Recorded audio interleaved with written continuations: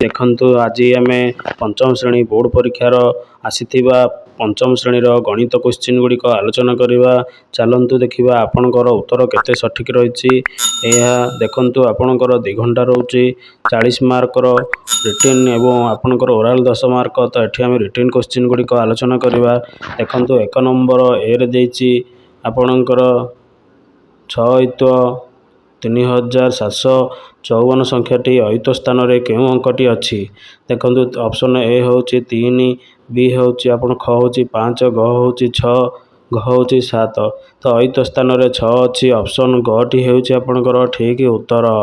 से भली देखंतु 2 नंबर खाली स्थान पूरण कर 46 गुणन 30 इजिकल टू देखिछि 46 गुणन 10। देखंतु 30 टा होछि हमर 10 * 3। तेणु एठी हम आपणकर 3 सठिक उत्तर होछि आपणकर ग 3। तेणु ठीक उत्तरटी होछि आपणकर 3 रहिबो। सेहि भली 3 नंबर देखंतु दिया जाइथिबा भग्न संख्या मध्यरु केउटी एक प्रकृत भग्नांश। देखंतु प्रकृत भग्नांश जार हर गुड़िक बड़ रहिबो। तेणु आपणकर 13/5 हर सान अछि, 4/9 हर बड़ अछि। से ग होछि आपणकर गोटे पूर्ण संख्या जायटा कि अपकृत संख्याटा, घटा भी अपकृत। तेणु ख नंबर होछि ठीक उत्तर। 4/9 होछि गोटे प्रकृत भग्न संख्या। सेहि भली 4 नंबर देखंतु केउटी भग्न संख्याटी 1 रु सान। देखंतु जो गुड़िक प्रकृत भग्नांश होइतिबो सेटा 1 रु सान हेबो। तो क नंबर होछि अपकृत भग्नांश। से भली ख भी अपकृत भग्नांश, घ भी अपकृत भग्नांश। केवल ग टी होछि आपनकर प्रकृत भग्नांश। तेणु उत्तर 5/6 टी होछि आपनकर 1 ठारू सान। से भली 5 देखंतु निम्नोक्त भग्न संख्या मध्य केउटी 4/5 रे एक समभग्नांश। देखंतु समभग्नांश जानिछंती उभय लब्धहर रे आमे समान संख्या गुणिले उत्तरटी आसुतबो। तेणु 4 रे आमे जदि 2 गुणिबा 8 आसुची एवं 5 रे जदि 2 गुणिबा ताले प्रथम क टी हेउ नाही। सेहि भली ख टी देखंतु 2 जदि गुणिबा 4 × 2 = 8, 5 × 2 = 10। तो ख टी आपनकर ठीक हेउची। से भली घटा देखंतु आपनकर 24, 6 × 4 = 24, 6 × 5 = 30 ये भी ठीक है। से भली 12 भी होची गोटे समभग्नांश। से कहछि समभग्नांश नुहे। तेणु 5 रो कटा होची गोटे समभग्नांश नुहे। तेणु 8/5 एक समभग्नांश नुहे। उत्तरटी होची आपनकर 5 रो क।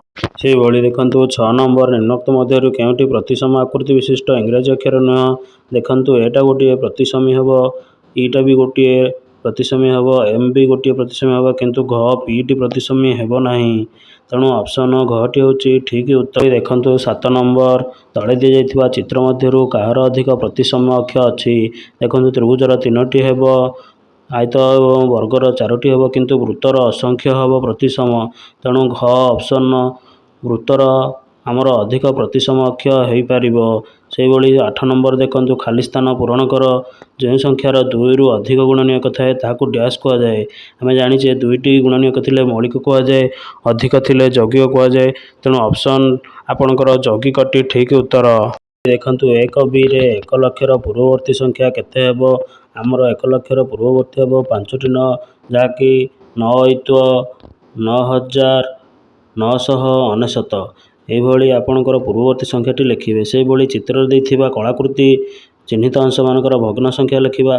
देखंतु सबुतिक केते अछि 1 2 3 4 5 6 7 8 9। तेणु आपनकर 9 टा देइछि। 9 रु केतोटी रंग होइछि 1 2 3 4। तेणु 4/9 आपनकर भग्न संख्या रूपटी हेबो। सेही भली 2 नंबर देखंतु कोन देइछि आपनकर जार अयुत लक्ष्य 9 लक्ष्य आपनकर 7 अयुत 6725 रे 7 ର ସ୍ଥାନୀୟ ମାନର ଯୋଗଫଳ। ଗୋଟିଏ ହେଉଛି ଆପଣଙ୍କର 700, ଆଉ ଗୋଟିଏ ହେଉଛି ଅୟୁତ 7 ଅୟୁତ, ଆଉ ଗୋଟେ ରହିଲା 7000। ଦୁଇଟା ଜାଗାର ଯୋଗଫଳ କରିବେ କେତେ ହେବ? 70700 ହେବ। ସେହିଭଳି ତଳେ ଦିଆଯାଇଥିବା ବ୍ୟାସାର୍ଦ୍ଧ ଗୁଡ଼ିକ ଦେଖନ୍ତୁ। ବୃତ୍ତର କ ଗ କ ଛ କ ଖ କ ଚ ଏହିଭଳି 4ଟି ବ୍ୟାସାର୍ଦ୍ଧ ହେବ ବୃତ୍ତର। ସେହିଭଳି ଗରେ ଦେଖନ୍ତୁ ଗୋଟିଏ ଗ୍ରାଫ ଦେଇଛି।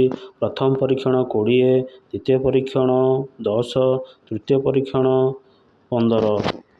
ଏହି ଗ୍ରାଫକୁ ଦେଖି ପ୍ରଶ୍ନଟି ପଚାରିଛି ଲିମା କେଉଁ ପରୀକ୍ଷଣରେ ଅଧିକ ନମ୍ବର ରଖିଛି, କେତେ ନମ୍ବର ରଖିଛି? ସେ ରଖିଥିଲା ପ୍ରଥମ ପରୀକ୍ଷଣରେ 20, ସବୁଠାରୁ ଅଧିକ। ତେଣୁ ଗ ଅପସନଟି ଠିକ୍ ଉତ୍ତର। ସେହିଭଳି 3 ନମ୍ବର ଦେଖନ୍ତୁ ଗୋଟିଏ ଭାଗ କ୍ରିୟାରେ ଭାଜକ 38 ଭାଗଫଳ 27 ଭାଗଶେଷ 5 ହେଲେ ଭାଜ୍ୟ କେତେ? ଭାଜ୍ୟ ସମାନେ ଭାଜକ ଗୁଣନ ଭାଗଫଳ ମିଶାଣ ଭାଗଶେଷ। ଭାଜକ ହେଲା 38 ଭାଗଫଳ 27 ମିଶାଣ ଭାଗଶେଷ 5। ଦେଖନ୍ତୁ 38 27 ମିଶାଇଲେ 1026 ଭାଗଶେଷ ମିଶାଣ ହେଉଛି 5। ଏହି 5 ଭାଗଶେଷ ମିଶାଇଲେ 1026ରେ ହେଉଛି 1031। ତେଣୁ ଠିକ୍ ଉତ୍ତର ହେଉଛି ଆପଣଙ୍କର ଭାଜ୍ୟ ହେଉଛି 1031। ତେଣୁ ଭାଜକ 38 ଭାଗଫଳ 27 ଓ ଭାଗଶେଷ 5 ହେଲେ ଆପଣଙ୍କର ଭାଜ୍ୟ ହେଉଛି 1031। ସେହିଭଳି ଦେଖନ୍ତୁ ଦଶମିକ ଯୋଗଫଳ ନିର୍ଣ୍ଣୟ କର। 0.3 ମିଶାଣ 2.57 ମିଶାଣ 1.19କୁ ମିଶାଇବା। ଚାଲନ୍ତୁ 0.3 ମିଶାଣ 2.57କୁ ମିଶାଇଲେ 7। ଦେଖନ୍ତୁ 0.3 2.57 ଦଶମିକ ପରେ 7 ଓହ୍ଲାଇବ 5 3 8 ହେଲା। ସେହିଭଳି ଦଶମିକକୁ ଦଶମିକ ଓହ୍ଲାଇଲା 0 ଆଉ 2 ମିଶାଇଲେ ସେଇ 2। ତେଣୁ 2.87 ହେଲା। ସେଇ 2.87କୁ ଆପଣ 1.19ରେ ମିଶାଇଲେ ଆପଣଙ୍କର ହେଉଛି 4 ଦେଖନ୍ତୁ 9 7 16 6 ରଖିଲା 1। ସେହିଭଳି 8 1 9 0 ହେଲା। ପୁଣି ଏପଟେ ସେକଟୁ 1 ପଳେଇଲା 2 1 3 1 4 ହେଲା 4.6 ହେଲା। ତେଣୁ 0.3 2.57 ଓ 1.9କୁ ମିଶାଇଲେ ଆପଣଙ୍କର ହେଉଛି 4.06। ସେହିଭଳି ଗ ନମ୍ବର ଦେଖନ୍ତୁ ଗୋଟିଏ ଡବାରେ 20 ଲିଟର ଓ ଅନ୍ୟ ଡବାରେ 12 ଲିଟର ତେଲ ଅଛି। ପ୍ରଥମ ଡବାରେ କେତେ ତେଲ କାଢ଼ି ଦ୍ୱିତୀୟ ଡବାରେ ରଖିଲେ ଉଭୟ ଡବାରେ ସମାନ ପରିମାଣର ତେଲ ହେବ? ଦେଖନ୍ତୁ ଆମେ ଉଭୟ ଡବାକୁ ମିଶାଇ ଦେବା। ପ୍ରଥମ ଡବାରେ 20 ଦ୍ୱିତୀୟ ଡବାରେ 12 ସମାନ 32 ହେଲା।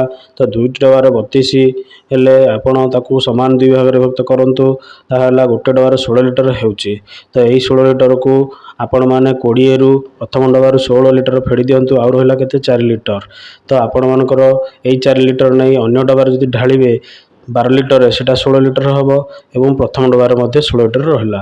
ତେଣୁ ପ୍ରଥମ ଡବାରୁ 20 ଲିଟର ଫେଡ଼ାଣ 16 4 ଲିଟର ଆସିଲା। ସେଇ 4 ଲିଟର କାଢ଼ି ଆଣି ଦ୍ୱିତୀୟ ଡବାରେ ରଖିଲୁ ଉଭୟ ଡବାରେ 16 ଲିଟର ସମାନ ଭାବରେ ହୋଇପାରିବ। ତ ଠିକ୍ ଉତ୍ତର ହେଉଛି ଆପଣଙ୍କର ସେ ପଚାରିଛି କେତେ କାଢ଼ି ଆଣିବା।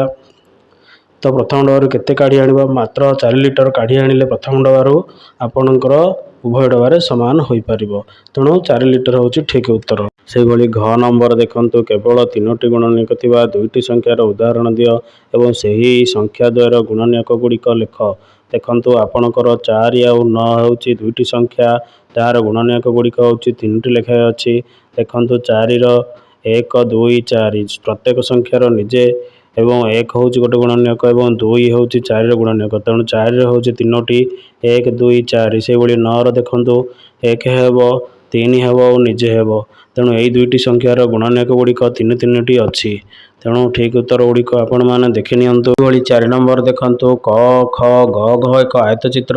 ଏହାର ପରିସୀମା ନିର୍ଣ୍ଣୟ କର। ଦେଖନ୍ତୁ ଆପଣଙ୍କର ପରିସୀମା ଦେଇଦେଇଛି।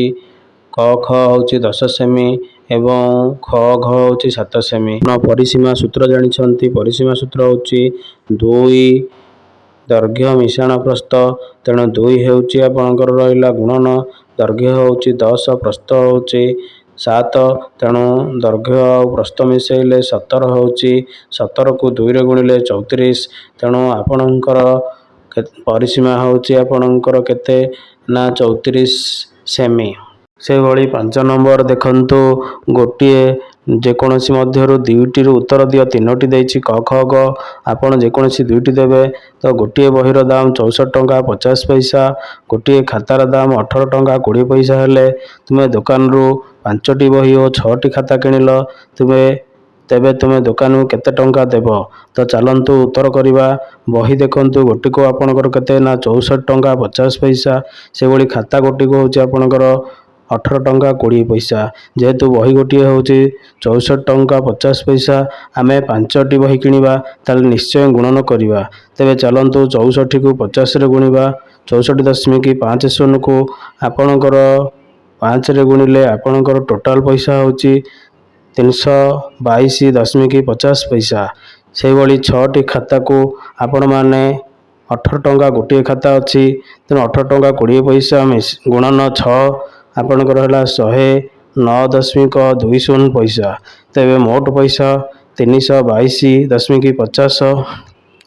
322.50 109.20 ମିଶାଇଲେ 431 ଟଙ୍କା ଏବଂ 70 ପଇସା। ତ ଆପଣଙ୍କର 5ଟି ବହି ଓ 6ଟି ଖାତା କିଣିଲେ ମୋଟ ଆମେ 431 ଟଙ୍କା 70 ପଇସା ଦୋକାନୀକୁ ଦେବା। 5 ନମ୍ବରର 2ଟି କରିବା, ତେଣୁ ଗୋଟିଏ କରିଛେ ଆଉ ଗୋଟିଏ କରିବା। ଦେଖନ୍ତୁ ଗୋଟିଏ ବସ୍ତୁର ଓଜନ ଦ୍ୱିତୀୟ ବସ୍ତୁର ଓଜନର 5 ଗୁଣ। ଉଭୟ ବସ୍ତୁର ଓଜନ ମିଶି 10 କିଗ୍ରା 500 ଗ୍ରାମ ହେଲେ ପ୍ରତ୍ୟେକ ବସ୍ତୁର ଓଜନ କେତେ? ତ ଆମେ ପ୍ରଥମେ କ'ଣ କରିବା ନା ମନେ କରିବା ଗୋଟିଏ ବସ୍ତୁର ଓଜନ ହେଉଛି 1 ଗୁଣ, ଆଉ ଗୋଟିଏ ବସ୍ତୁର ଓଜନ ହେଉଛି 5 ଗୁଣ। ତେଣୁ ଦୁଇଟା ଯାକ ମିଶାଇବା। 1 ଗୁଣ ମିଶାଣ 5 ଗୁଣ କେତେ ହେବ ନା 10 କିଗ୍ରା 500 ଗ୍ରାମ। ତେଣୁ 1 ଗୁଣ 5 ଗୁଣ ମିଶାଇଲେ 6 ଗୁଣ। 6 ଗୁଣ ସମାନ ହେଉଛି 10,500 ଗ୍ରାମ। ସେହିଭଳି ଆପଣମାନେ 1 ଗୁଣକୁ ବାହାର କରିବେ। 1 ଗୁଣକୁ ଆପଣଙ୍କର 10,500 ହରଣ 6, ଆପଣ 1 ଗୁଣକୁ ବାହାରି ପଡ଼ିବ 1750 ଗ୍ରାମ। 1750 ଗ୍ରାମକୁ ଆପଣମାନେ 5ରେ ଗୁଣିବେ। ତ ଆପଣଙ୍କର କେତେ ହେବ ନା 5 ଗୁଣକୁ 1 ଗୁଣକୁ 1750 ହେଲେ 5 ଗୁଣକୁ ଆପଣଙ୍କର ଗୁଣିବେ 1750 ଗୁଣନ 5 = ଆପଣଙ୍କର କେତେ ହେଲା ନା 8,750 ଗ୍ରାମ। ତ 8,750 ଗ୍ରାମ ହେଉଛି 5 ଗୁଣ। ଇଏ ହେଉଛି ଆପଣଙ୍କର 1 ଗୁଣ 1750। ଦେଖନ୍ତୁ ମିଶାଇଲେ ଆପଣଙ୍କର ହେଉଛି 10,500 ଗ୍ରାମ। ତେଣୁ ଆପଣଙ୍କର ଠିକ୍ ଉତ୍ତର ହେଉଛି ଦୁଇଟି ଯାକର, ଗୋଟିଏ ହେଉଛି 1750, ଅନ୍ୟଟି ହେଉଛି 8,750 ଗ୍ରାମ। ଏଭଳି ବୋର୍ଡ ପରୀକ୍ଷାର ପ୍ରଶ୍ନଗୁଡ଼ିକର ସଠିକ୍ ଉତ୍ତର ପାଇଁ ଆମ ଚ୍ୟାନେଲକୁ ଲାଇକ୍, କମେଣ୍ଟ ଓ ସେୟାର କରନ୍ତୁ। ଜୟ ଜଗନ୍ନାଥ।